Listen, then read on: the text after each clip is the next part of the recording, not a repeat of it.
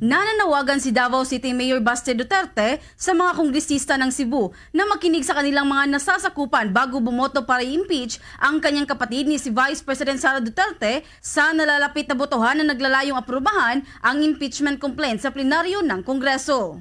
Aniya, kailangan na makinig ang mga kongresista mula sa Cebu sa mga paninindigan ng mga Cebuano kabilang na sa kanyang mga talumpati ang kahalagahan ng mga Cebuano na bumoto para sa dating Pangulong Rodrigo Duterte na siyang susi sa kanyang naging tagumpay. Ayon sa kanya, naiintindihan niya ang mga kongresista na natatakot at nag-aalangan na harangan ng impeachment case dahil may mga posibleng kaso laban sa kanila tulad ng kaso ng COMELEC o ang pagsasampa ng kaso laban sa mga humaharang. Binigyang din ni Baste Duterte na mahalagang manindigan ang mga kinatawan para sa mga kagustuhan ng mga Cebuano dahil ayon sa kanya, hindi pa nagbabago ang buhay ng mga tao kaya naman hindi kailangan isakripisyo ang pride bilang isang Bisaya. Dagdag pa nito na ang politika sa bansa ay hindi kailanman natatapos dahil ang ginagawa ng gobyerno ay puro transaksyonal.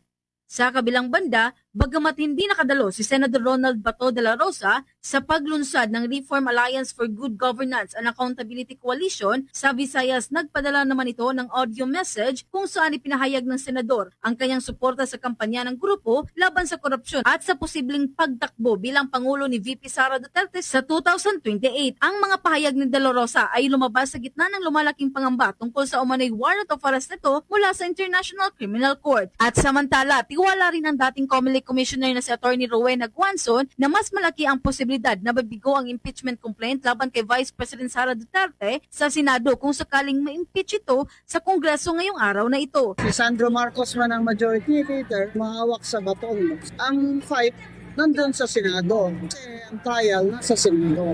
Sa akin lang, hindi man sila makakuha ng 16 votes. Kasi 15 lang sila ngayon eh. Kahit hindi pa bumoto si Senator Bato, wala silang 16 votes.